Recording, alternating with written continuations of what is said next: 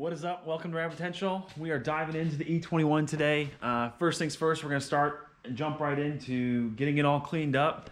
As you can see, this thing's been sitting for a while. It's got nests and stuff and crap everywhere. We're going to go through the interior and then come up with a game plan of everything that needs to be done on this car to get it running. Run through the fluids, run through all these old hoses, see if it's got spark, see if it's got fuel.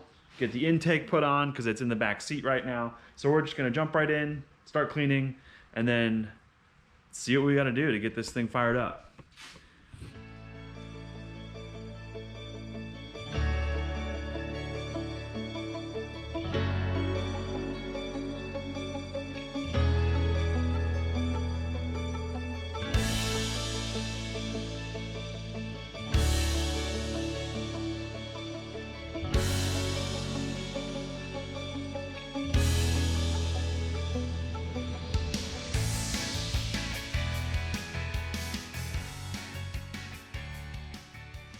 Here's a little after of the clean.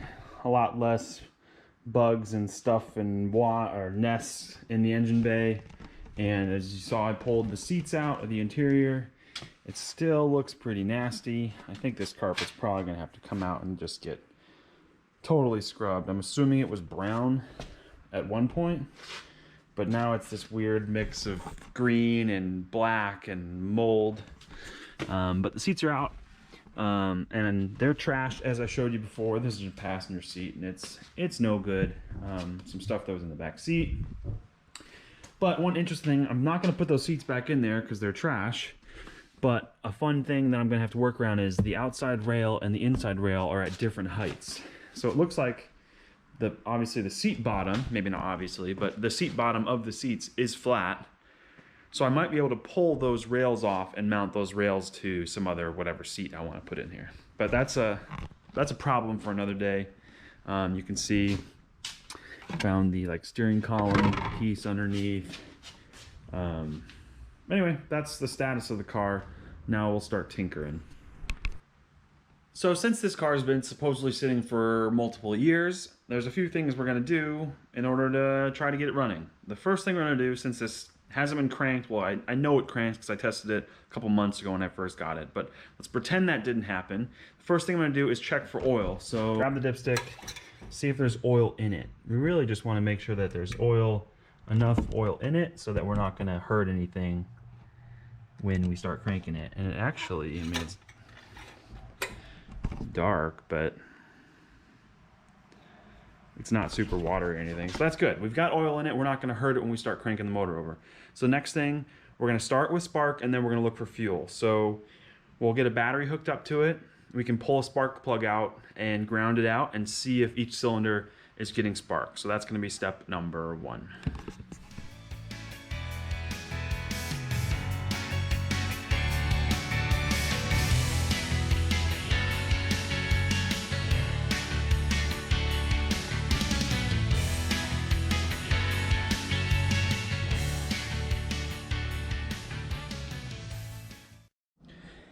Well, we proved we have spark. I started looking into this K-Jet fuel system. There's like a distributor here, and then it just flows it to these injectors that are continuously dumping fuel in there, I suppose. But I'm just gonna, I hooked the battery back up, and I'm just gonna start cranking it and see what happens. I also, as you notice, crammed a piece of cardboard in there because I've got the common hazard switch problem.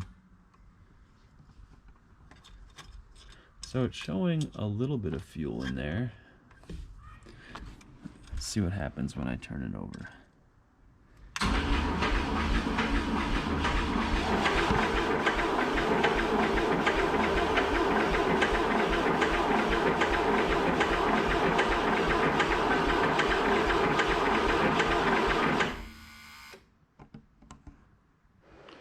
So as you saw, it didn't just fire up. So now I'm gonna go through diagnosing if we have fuel or not. So one thing I could do, I think, is just pull out these fuel lines and just see if anything comes out when it's turning over. But before I make a mess of that, the gauge shows it's got like a little bit of fuel in it, but who knows how accurate that is. So I'm gonna pull off the seat, pull off the fuel pump cover, and or the cap to the tank, and see if there's any actually any fuel in it. We're gonna start there. Then we'll work our way back up front, and then work backwards from there. So I got the fuel tank open or accessible. Opened this up. It's the same kind of just like lift pump that early E30s have, and pulled it out. There's definitely fuel in it. The fuel doesn't smell terrible or that old, which is good news. So we're gonna button that back up, and then we'll start up front at the injectors, see if there's fuel getting to the injectors, and then we'll work our way back and maybe start diagnosing the K-jet. All right, we're back up front. Got one of the injectors out of cylinder 4. That's what this sucker looks like. I was gonna try to disconnect it. There's a 14mm nut on top and a 12 on bottom. I was gonna try to pull the line off, then pull it out. But those are really stuck together. So what I did, I just took the 12mm underneath and pried it out, and just, those injectors are just like sealed in there with a rubber boot. So I just pulled it straight out. Now I'm just gonna stick it in this bag. Put you down here for a second. So I'm just gonna put the injector in this bag, and then go turn the car over and for a second or two and see if any fuel comes into there, and then go from there. So let's just do it live. Got the battery hooked back up. Turn it over for a second. Let's see what happens. Let's see if we can watch from here.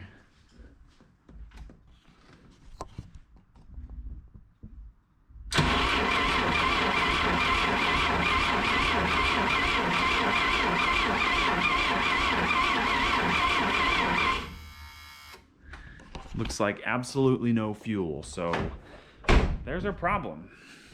We'll start tracing back now. Yeah, you can see nothing came out of there. That's dry.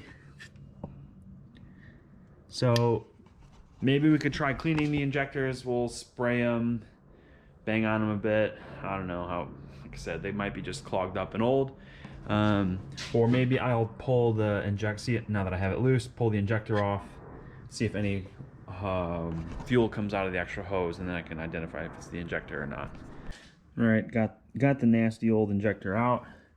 Now we're gonna do the same test. I'm just gonna put this fuel line inside the bag, and we'll turn it over and see what happens.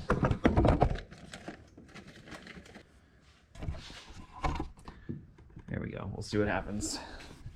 Can't see it as well from this side, so we'll have to just crank it for a second and then see.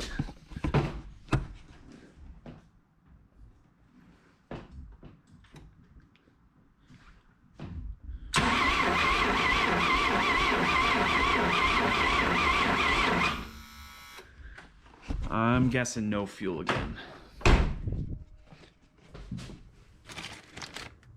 Yep.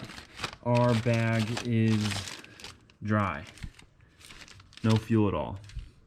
Okay, so now we've eliminated the injectors. Well, not for sure, but we know there's at least another problem.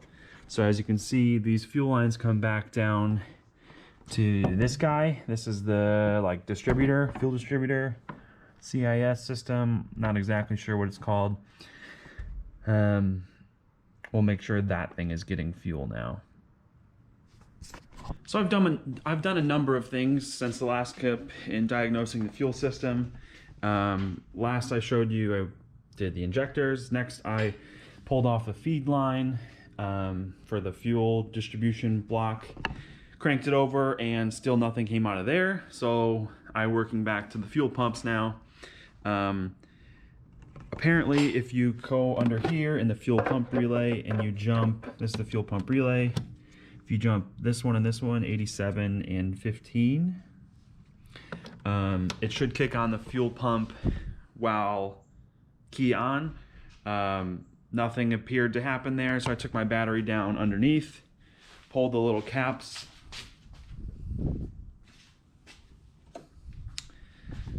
went down underneath, pulled the little caps off the fuel pump down here, and just hooked a 12 volts straight to it, and still got nothing. That didn't even kick on. So I think that external fuel pump is junk. That's what I've come to the conclusion as. So now I'm going to see if I can just spray some brake clean or something in the intake, because I checked again. I'm still getting spark on all the cylinders, so hopefully we can at least, for video's sake, hear the thing fire over on some starting fluid while we wait for a new pump to get here, or decide which way I want to go with a carburetor or something else. All right, we got the jump pack hooked up for some extra cranking juice. We got brake fluid. Carly's gonna turn the car over. Let's see what we can do here. See if we can get this thing to light off at all. Let's see if I can just set this down here. I don't need to push clutch or anything, right? Nope. Let me know when you're ready. Go ahead.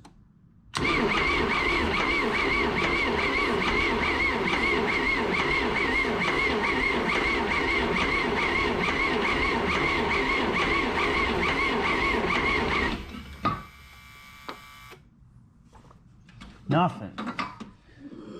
I sprayed quite a bit in there. I'm surprised it didn't catch it all. Well, back to the drawing board maybe. I don't know what else. It's got spark. I don't know why it wouldn't fire unless it's just got terrible compression or something. It is turning over still a little slow. We'll see. Well, I think it's the end of the road for this little M10. After confirming again that I still had spark on all cylinders and being a little concerned that I couldn't get it fired up or couldn't get it to light off at all off brake cleaner or carb cleaner, pulled out the good old compression tester, and not so good news. I had like 60 psi on cylinder 1, 0, 2, 0, 3, and then just shy of 70 psi on cylinder 4. So I don't know how much further I'm gonna go into trying to get this thing to start, because, well, with no compression in cylinders 2 and 3, it's probably not gonna start ever. So found another M10 locally.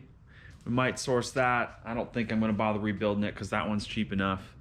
But I think that's gonna be it for trying to get it started.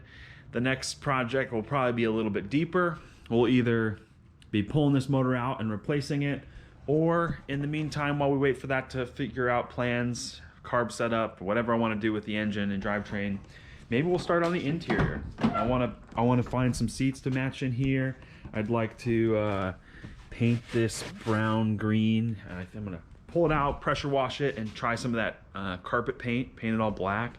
Do some vinyl paint on here, and I think do black door cards and stuff to match the dash and everything. And I think that'll make this interior a lot more appealing than this kind of vomit green that it's turned into. Anyway, thanks for tuning along with this one. Hopefully you'll learn some tricks here and there to diagnose and try to get a car that's been sitting running. We went through a lot of the systems in this one, isolating things, and this one's got its fair share of issues, and sometimes you'll have that. We weren't as lucky as the old 2002 that had been sitting way longer than this one, and only needed clean the carb and new plugs and wires, and that sucker fired up and runs great. So you win some, you lose some. Anyway, thanks for following along with this one, and stay tuned for the next one. Keep it rad.